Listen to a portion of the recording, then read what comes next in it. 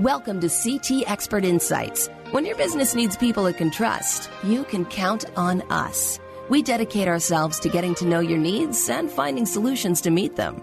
You'll have a team of experts backing you up. Hi, I'm Greg Corombos. My guests in this edition are Dr. Todd Saxton and Dr. Kim Saxton. They are husband and wife and both teach at the Kelley School of Business at Indiana University. And they're also co-authors of the new book, The Titanic Effect, Successfully Navigating the Uncertainties That Sink Most Startups.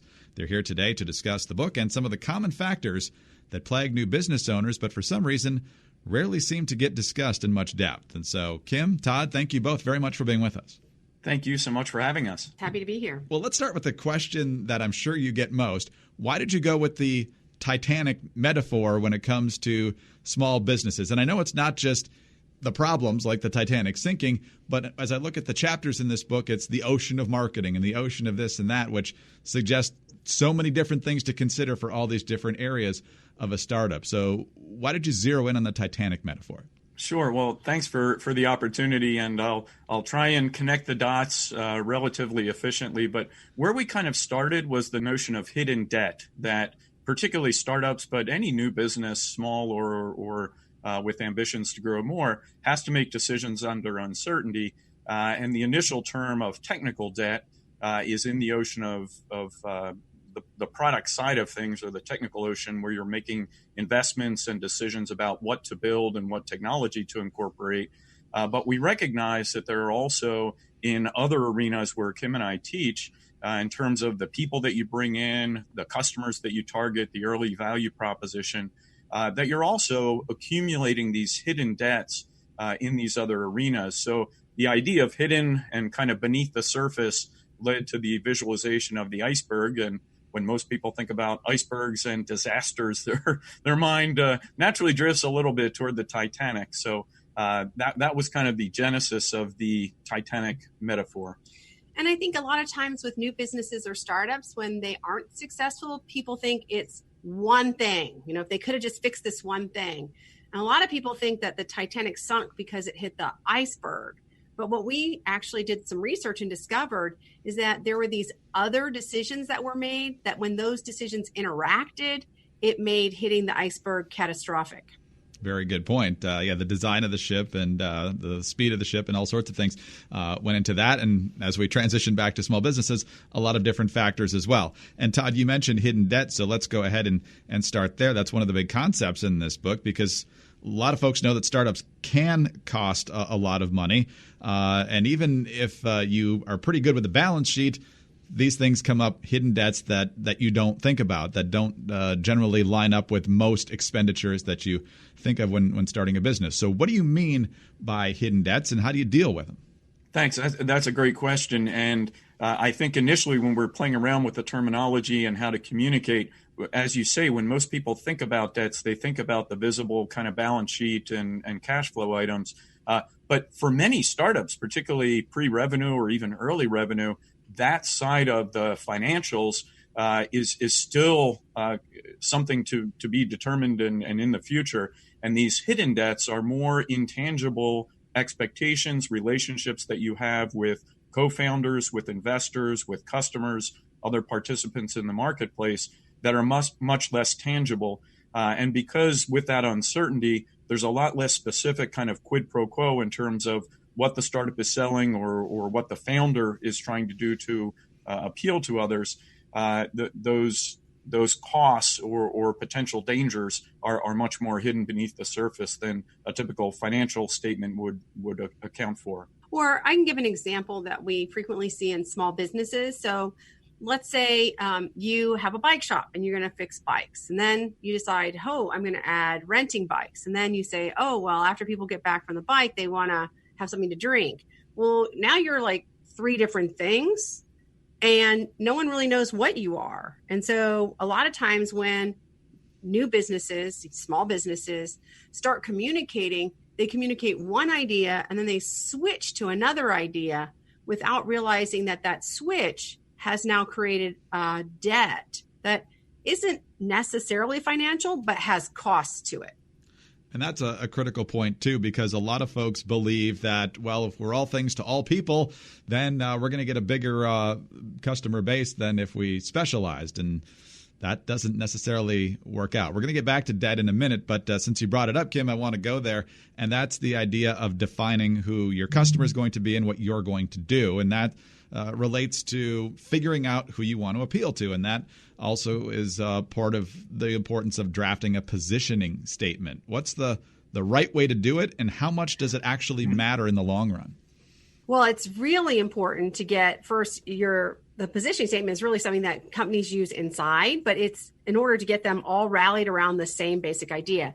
And this is a problem I see with small businesses all the time. As you said, they want to be all things to all people, but you don't have the budget to be all things to all people. So a really good positioning statement starts by understanding who has the highest need for your product, which customer is ideal. And by highest need, it means that they're already searching, so you can spend less on promotions. And then you have to make sure that you can tell them what this is. So sometimes we hear people talk about a blue ocean strategy, like we're so different, nobody's like us. Well, the problem with that is that customers don't have any expectations of what you are. So you actually want to go into a well-established category in your customers' minds. And then the last piece is you have to say how you are different from everyone else. So right customer, right product category, and then what makes you special or different. And if you can do those three things, that can set up all the rest of your marketing. You also discuss an important concept known as total addressable markets. Explain how those kind of flow together. Yeah, so the total addressable market naturally comes out of that idea, which is particularly if you're going to seek some investment, and even if you're thinking about different market opportunities, most investors and most people who are starting businesses like a big market, right? There's a lot to go after. There's a lot of future potential. But usually at the start, you can't go after all of it. You have to be able to break it down and say, this is the whole market. We're going to focus on this little piece. And within this piece, this is how much we expect to get today.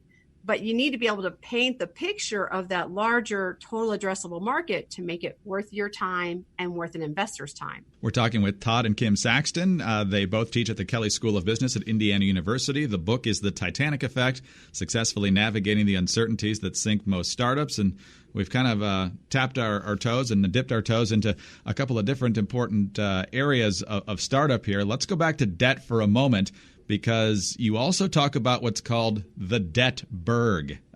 Explain what you mean by that and why it's such a killer. Sure, thanks. So as we kind of mapped out this metaphor and brought in kind of navigating that uncertainty, we, as you noted earlier, created this notion of these different oceans. So we have the human ocean, or the people that you work with, the people that invest in, and eventually your early employees. You have the marketing ocean, some of the things that Kim has been talking about in terms of identifying your target segment, et cetera. The technical ocean, which is about how you actually build that product and what are the steps to get to an MVP, a minimally viable product, and beyond. And then the strategy ocean, which is kind of how all those pieces fit together.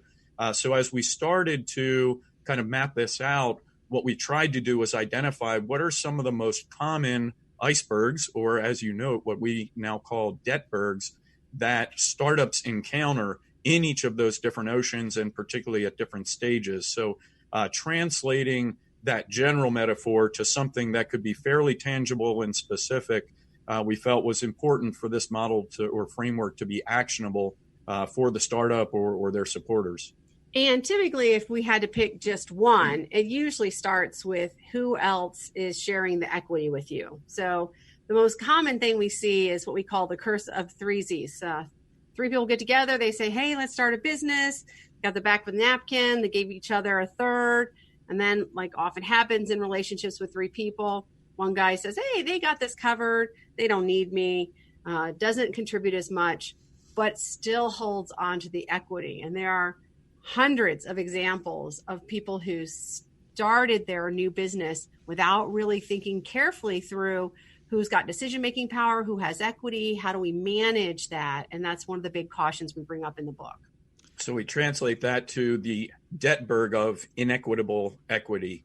The human element is such a huge issue here. You mentioned earlier on about how relationships can be one of the major icebergs here, and sometimes, as with the case with icebergs, you don't see them coming, and what you think is your strongest part of your new business venture could end up being the biggest headache, and that's tough to foresee coming. So is there any way to look ahead at these people you're about to do business with and try to figure out whether they're going to be good partners for the long haul?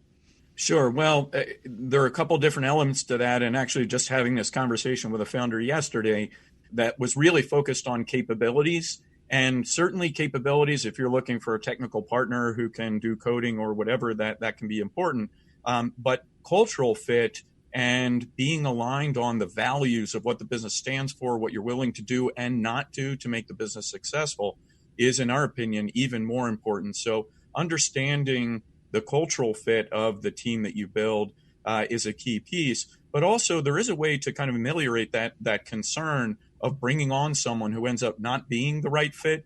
And that is to make sure that equity, whatever they earn, vests over time. You don't have to allocate all the equity initially. You can have a 3 to 4, even 5-year agreement that as they contribute to the organization, as the organization and the individual hits milestones, they accumulate the equity, assuming that everything works out. But that way you kind of have a little bit of a safety net if things go in the wrong direction. And the other thing I'd like to point out is the alternative, which is that you do it all by yourself, also might not be the best thing either, because maybe you actually need resources from other people, some diversity of thinking. And often investors don't reward solo founders. So you got to work through, who am I going to start this with? How do we make decisions? And how do we divide up the equity? Often that's a good thing to do with a lawyer. Let's talk about a couple of quick ideas before we run out of time here. This is a fascinating conversation. First of all, you talk about picking the right business model for a business, and obviously depending on what the business wants to achieve and how big it wants to get and lots of other factors, that can look very different. So how do you know how to pick as you put it, the most scalable business model for you?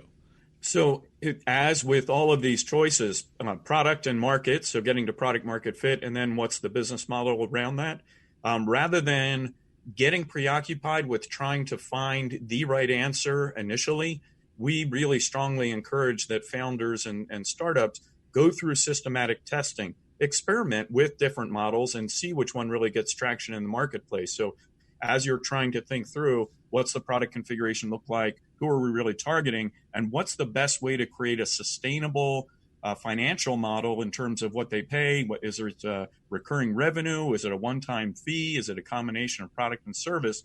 Those are all systematic experiments that you can run with your customer base to see which really gets traction and then holds the customer over time. Yeah, maybe you have something that's you pay as you go, and then eventually realize, well, this could be a membership where you pay some piece up front and any extras.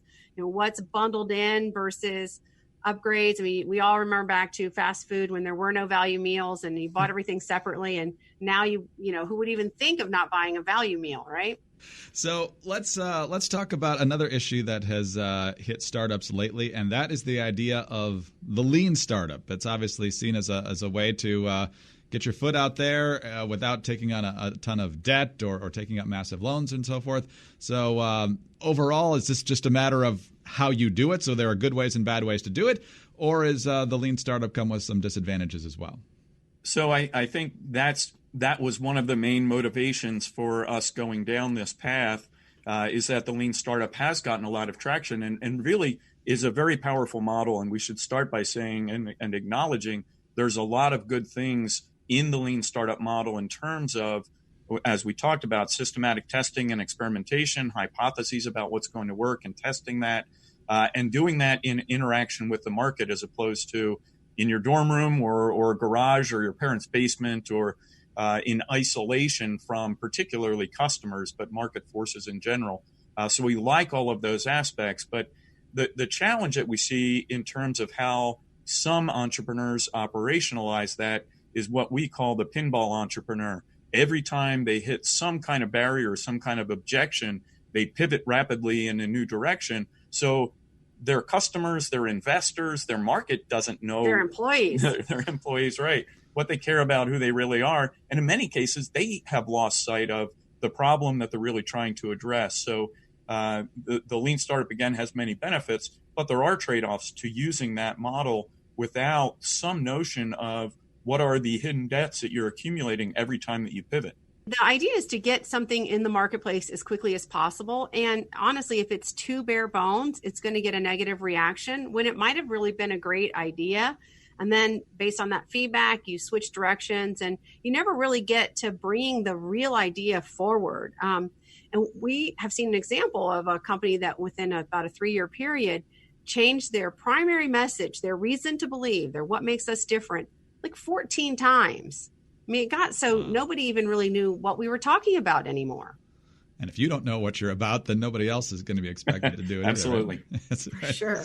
Well, I feel like we've barely scratched the surface here. I guess the better metaphor is we've only hit the tip of the iceberg here. But real quickly, there's so many books out there about here's what you need to know about startups, but you can do it. Go after it. I want to make sure that our listeners know that you guys aren't discouraging startups. This is really just an important way to let folks know that there are a lot of things to consider, and there's a reason why so many startups don't make it. Yeah, so most people who read our book who are either small business owners or startups, what they usually tell us is, hey, now I have a to-do list. Like these things were happening. I wasn't even aware of them. Now I have a plan for how to navigate around them. So it's not that we say don't have a startup. We try to tell you what mistakes are likely to come and how you can avoid them. Todd and Kim, as I said, we could go on quite a bit longer, and hopefully we'll have the chance to do that again sometime soon. Thank you very much for your time today, and best of luck with the book. Thanks so much, Greg. Thank you, Greg. Dr. Todd Saxton, Dr. Kim Saxton, both teach at the Kelley School of Business at Indiana University. The brand new book, The Titanic Effect, Successfully Navigating the Uncertainties That Sink Most Startups. I'm Greg Corombos. For more information on this topic, please call CT at 844-787-7782. With 125 years of experience, CT is here to help you at every stage of the business life cycle.